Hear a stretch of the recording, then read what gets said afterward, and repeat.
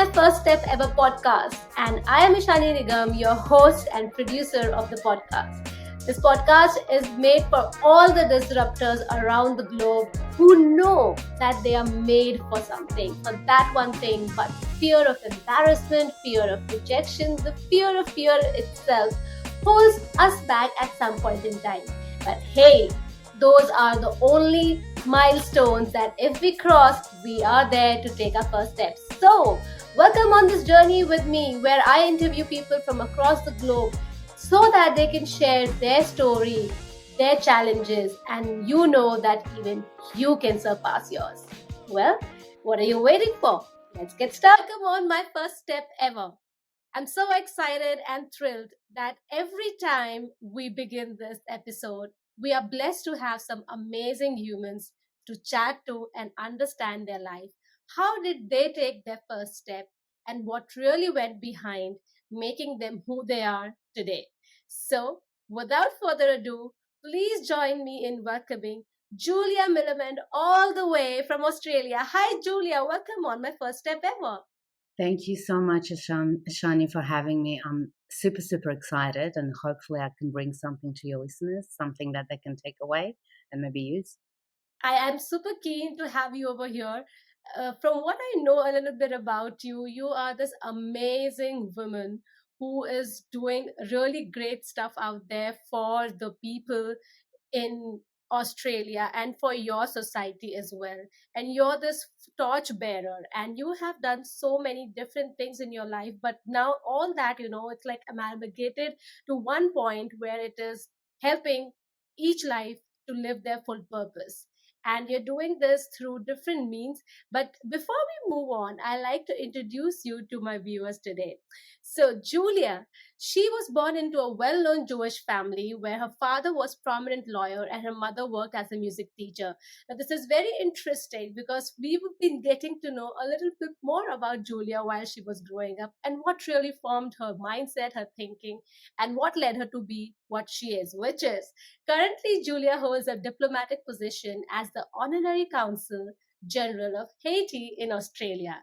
Julia is the Honorary Secretary of GRULAC Victoria and Honorary Council's representative at Consular Corps. Wow, now that's a lot. I mean, you are playing many roles at the same time, and I think the reason one can play different roles at the same time is because the purpose and the will that they have that they really cherish and they can help other people see the same thing through. So she's also an innovative entrepreneur and business leader and the founder and chairman of multiple successful companies. Her varied portfolio includes interest and investment in wellness, medical and information technology fields. Now there's lots in store to unpack in Julia's life. There's such great varied achievements that she had.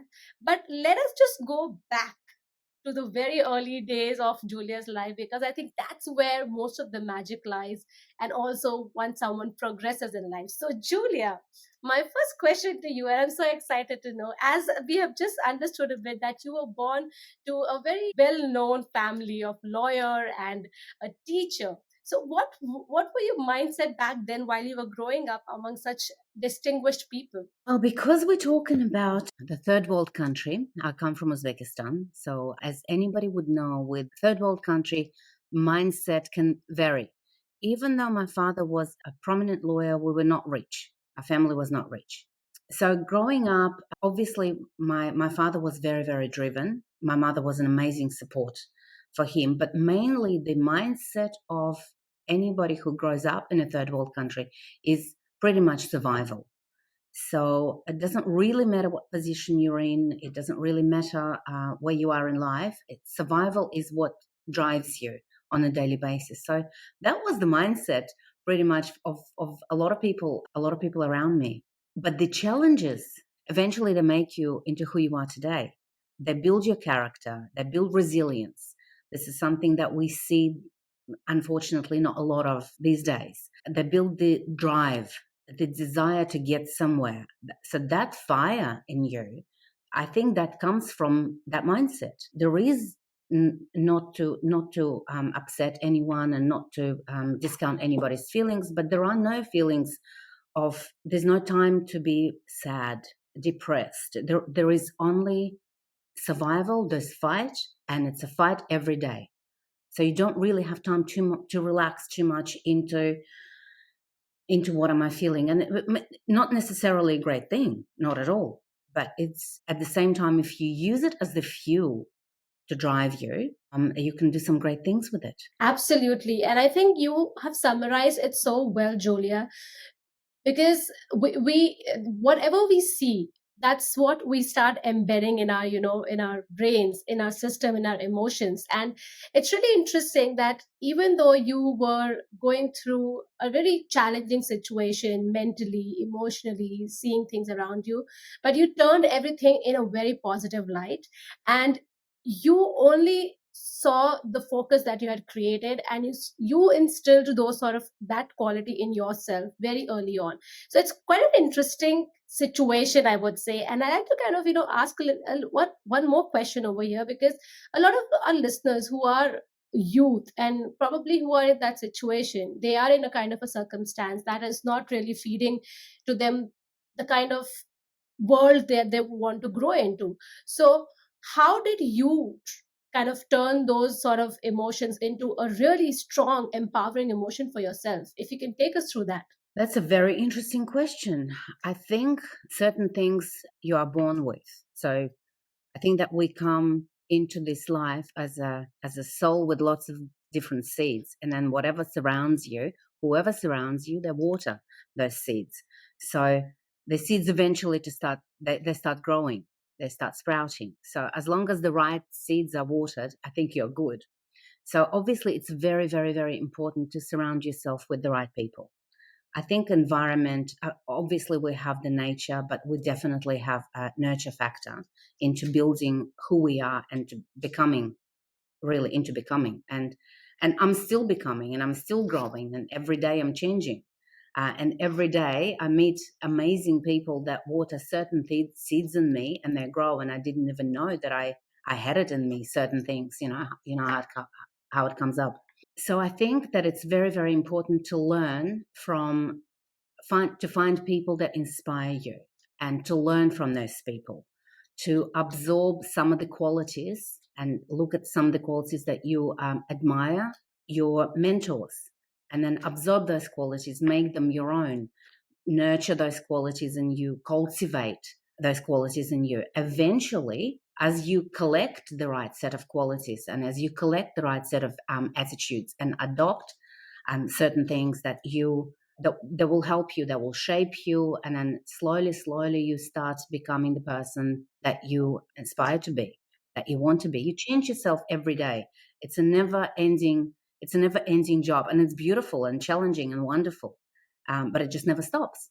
It's incredible. I really like the analogy where you mentioned that we all have different kind of seeds, and it's just which one we water. And it's very interesting that for anyone who's listening to us today, that you really have it in you. And it really depends on what do you focus on, and you build on and you grow. And that depends on several factors. And the one important factor that Julia mentioned right now is, who do you surround yourself with? What kind of conversations you are hearing? What are you working towards? And besides this, there's one more very interesting factor that's within yourself, because it's you who decides what to really listen to and not to listen to. So Julia, that is amazing. Thank you so much for sort of unpacking those important bits and pieces while someone is growing up in very formative stages and early days over there. So from there, where you were growing up to be such an amazing girl, how was the transition that happened from there to your teenage life, or let's say your university or college life? What was it like then? What do you really wanted to do, and what were you doing at that point in time? My teenage years were actually very, very challenging, just like a lot of other years. It's in my teens that I migrated here to Australia. I didn't speak the language. I Wow, had no friends. I did not know the culture. that's tough. So I came here and I was in shock. I was in absolute shock. The culture was different, the language was different, people behaved differently. Even though I did mix around with a lot of people from ex-Soviet Union, because everybody came from different republics, the mindset and the culture of different republics were also different. So Wow. everything was a challenge. Even though I spoke my own language sometimes, I could not really connect to most of the people, unfortunately. But to some, of course, I could. So it was a challenge to say the least. I was about to turn 16 when I migrated into this new country, into this new world. I was completely uprooted. In a third world country, you mature very, very early. So I was a Yes. very mature, almost 16-year-old. I was as mature as, as they get. By Yes. 18, you already have babies in those days, in those countries. For me, it was an utter shock. Of course, I had to work full time and I had to study full time. It's just been one huge, I don't know, one day turned into another, and then a week turned into a month. And then before I really was able to take some breathing space, it probably took a few years where I was really good at English and I was able to assimilate to some degree and mix with a lot of different people, including Australian community and migrant community, not just from ex-USSR, but from different parts of the world. And this is probably when my journey began and my eyes started opening up so much more to different cultures and to different stories. So I Yeah. think to answer this question, probably I need to go back a little bit further than teenage years. I think that my entrepreneurial streak started when I was very little, and that probably also helped me a little bit. So I'll tell you a little story. As we were traveling on the airplane from one city to another, I think I was 1.5 or just over 1.5. My mom tells the story this way: Julia, you would come back to me every few minutes with something new in your hands. Once you come back with a big red apple, then you come back with a piece of chicken, then you come back with a chocolate, and then with some lollipops. So my mom decided to follow me and see what I was doing. Mhm. So she follows me and says that I come up to, I look around the plane, I kind of take my time, observe people, look at what they have, look at what they're eating, look at what they're doing. Then I pick and select a specific target. Mhm. I come up to them and I start doing a bum dance. And as a and my mom keeps telling me that I was the cutest one in the world. I would do the little dance, I would do a little turn, I would do a little bow, and then obviously whoever I was dealing with were very amused by my behavior. They would smile at me and they would start commenting. And then what I would do at the end is I would point at what I want and I would say, "This needs to be given to Julia." And then without any words, they would pick whatever it would be that I've chosen and they would give it to me. So then I'd run to my mom and give it to her. And then so I went on like that. And mom thought that it was very funny. But when you analyze this behavior, it is funny and it's cute when you look at it as, oh, a little girl is doing a little dance and she's asking for something. That's one thing. But another side of it is, what was I really doing? I was really providing a service that nobody asked for, but I knew that I could sell it clearly. And then I was Yes. asking for a payment, and it worked. And Amazing. it worked very well. And I think that as babies and as children, I think we already have something in us that we're born with. Something that obviously, if we keep watering, it will keep growing in us. So I think that we start way, way, way earlier, rather than teenage years, in terms of that kind of development. So I think that goes to say that business can really start at any age. That's Some people start earlier, some people start later. So I started 1.5. that's incredible, and I think that's the most funniest but most insightful story that I've heard. 1 year baby being an amazing entrepreneur out there in the flight. So I see that how beautifully your stories, if we stitch the story from you being such a young person with that talent of how you can, be of a great service to some other person. And then coming back to your entrepreneur mindset, as you were growing up, you've been feeding that, and then you migrate to a different country at the very, very fragile age of 16, where anyways, a person is trying to kind of identify themselves, who they are, what they want in their life. They're going through their own trouble, and then you land into a really different country with different people and different sort of idea that they have of growing up, of who an individual is, or what freedom looks like. So you have gone through a really interesting journey, and definitely with your own ups and downs. And I think we reached a stage where you mentioned that after you started opening up to different people over here, different cultures over here, backed by your amazing entrepreneur mindset that you had since the very, very beginning. From this point, when you already migrated to Australia and you started kind of opening up, I wanted to ask a really quick question. How did you establish yourself in your professional career over here in Australia with amazing skill sets that you already possess? Well, I have to be honest, nothing was really planned. I did go to uni, I did do the studies, I did do all the right things that you're supposed to tick all these boxes that I've ticked. But nothing was really planned or set. There was no pavement that I followed. What I kept on doing, and I still keep on doing it, is I keep my eyes open for any opportunity that comes my way. I think this is very important because I believe in God, and I believe that we are led through our lives. Yes. And I believe in asking for guidance and receiving it. I believe in watching out for what comes your way.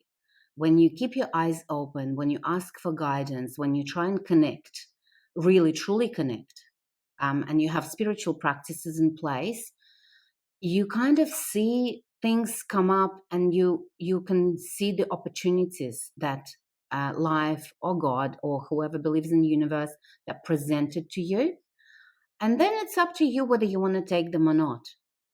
So that's been my way, and my whole journey, my whole life has been like that. When we were coming to Australia, we actually had opportunity to go to other 5 countries, but we chose. So these opportunities that they've come, and then you select what feels right, what resonates with you at that particular moment. As we go through life, we change. What resonates with you today may not resonate tomorrow. So the opportunity that comes your way today may be just perfect for you, and you don't want to miss it. So it's really, really important to be connected, to listen to your intuition. Yeah, Julia, I think you have touched upon some really important aspects of growing up in life. And it is very important that what you mentioned right now, that opportunities come up.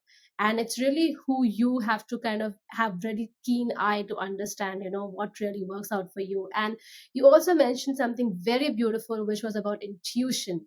It's all about fine tuning that intuition along the way as you keep on going on. It's only once you keep making this decision, that's when your intuitions also start getting stronger, because you know that probably at this stage you knew that this decision was not good for you, but you just took it up because of some xyz reason, and it did not work out for you. So you start believing more in yourself, and you start seeing that why it is so important to believe in what you want to do in life. So stemming from here, I like to kind of touch upon what you're doing at present, and also sort of delve deep into understanding that how did you take your first steps in being in these amazing roles that you're playing right now. If you could take us through what really went into being what you are right now, and even running an amazing charity out here. Well, there's so much to talk about. Like I said, everything kind of, when it comes, I look at the opportunity, and I see whether I'm going to go this way or another way, and I try to navigate this way. I remember I wanted to get my first IT job, but I didn't really know how to go about it. At that time, I did not have qualifications in the IT, but I really, really wanted it. At around the same time, I came across, not by chance, some people will say, and some people will say it was brought to me. I came across a gentleman named Brian Tracy.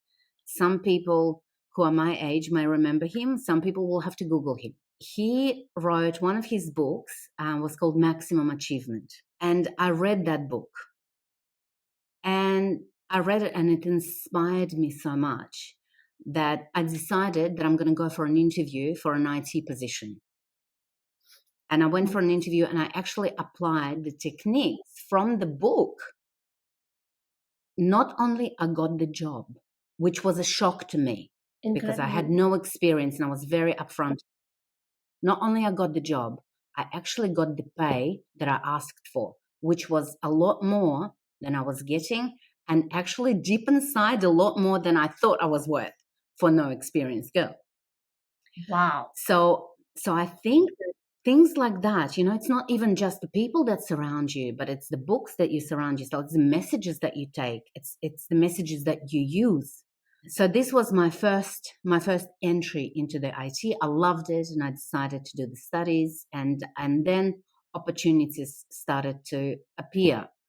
So there is a saying that when the student is ready, the teacher will appear. Yes. So it's the same thing for other things in life as well. So when you're ready, these things appear, and somehow you get these messages, and you get a contact, and you get an understanding or an insight of something. And you wake up in the morning with some idea that was planted in you, and then you're ready for the next step, and then you can see your next step very, very clearly. So that was the IT industry. I'm also in the aesthetic industry, which I wanted to do it from a very young age. At 5, I was stretching out the wrinkles on my uncle's face. At 5, I was giving him a massage on his forehead, and he would wake up and he would do this again. And I'm like, oh, Uncle, you've got the wrinkle again. And he's like, oh, you're going to have to massage it out of me again. And so it went on. So I wanted to work with skin really from a very, very young age. I really was very, very drawn to the industry. But my father said, go to university, get a real job. And I did. I did. And that was amazing. But then I've decided that I really want to try to do what I wanted to do for so long. And I've Very decided nice. to work for myself in the aesthetic industries. That was a huge risk.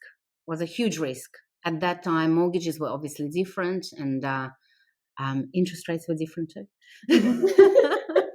But I took out an extra mortgage, or I took out everything that we basically paid out of our mortgage to buy equipment and to have this $10,000 marketing budget that I had, which I blew completely in the first few weeks on radio advertising.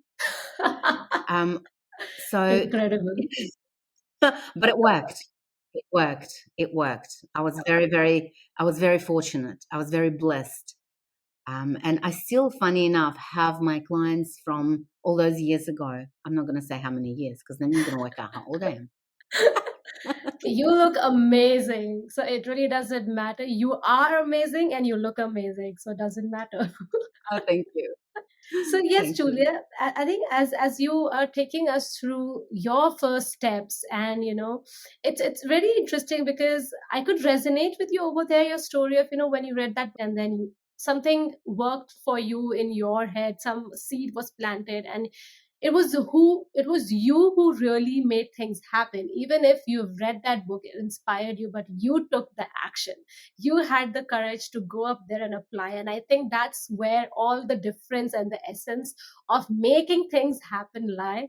And it's so beautiful, how you have progressed in your life, and that you have given yourself chance when you really felt like, and when you and yeah, and you listen to your own intuition, your abilities. You knew your strengths, you knew your interests, and somehow, somewhere in your life, you have worked towards it. And now I can see that why you are what you are. You're leading a charity which is Stole My Heart Foundation, and it focuses on like re-education, health, and environmental sectors. And you're also like very well politically, diplomatically, and commercially connected among the largest corporations in South Pacific and America and Asia and every region. And you're doing so many things. And I mean, there's lots that we could, chat about and uncover, but I'm really happy that we got the chance on my first step ever to uncover your formative stage. You're building the building blocks of Julia, what she was made up of, or what she did with her life, that she could be this amazing woman of substance today, that she's able to help us, everyone who's listening to us, understand that what they are really capable of, and how they can reach their first step, because that's the hardest. So thank you so much, Julia, that you were able to take us through a part of your life which is one of the most important part of anyone's life. That's what I feel. But you have done amazing things after that as well. Thank you so much for being on My First Step Ever, for taking us through such lovely phases of your life and making us learn some really important things. And if I could summarize, one top or two, three takeaways from here, that first thing would be to understand your own talent, which I think you really well did. And the second thing is that listen to your intuition. And the third thing is act on it fast. So thank you so much, Julia. And before we take your leave, I always request my guest speakers to leave our listeners with a quote or a saying that they really resonate with. Oh my God, I have so many.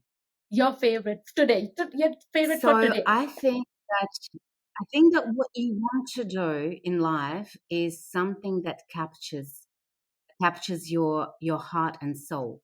For example, for my charity, Haiti Stole My Heart, this is where the name came from. Haiti stole my heart. So whatever it is that steals your heart, that's what you need to go for.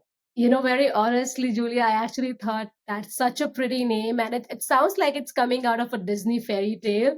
Haiti Stole My Heart Foundation. It sounds so pretty. It is amazing. So thank you, Julia. Thank you. Thank you. That is a really very pure and simplistic way of thinking about things. Just make things simple in your life, follow what your heart really likes and what you really want to do, and things will turn out to be really nice. So thank you, Julia. Your life and what you have shared, part of your life so far, is a testament to what you have really put into your name of your foundation, that Haiti stole my heart. So thank you so much for being on My First Step Ever. If you're still glued together on this episode, thank you so much. I really appreciate that. And if you really want to hear more such stories from around the globe, then subscribe to My First Step Ever podcast on Apple Podcasts, Google, and Spotify, whichever platform you prefer. Please do give ratings and please do write your comments. And you can directly reach out to me on My First Step Ever _IN. That's my Instagram handle. A little about myself. I have always loved performing on stage, acting, speaking, and just emoting myself. So I use these mediums different ways so that I can connect with people, help them, empower them, infotain them, which is to inform them and entertain them. If you would like to collaborate for any opportunities, more than welcome to connect with me on my Instagram handle. Thank you.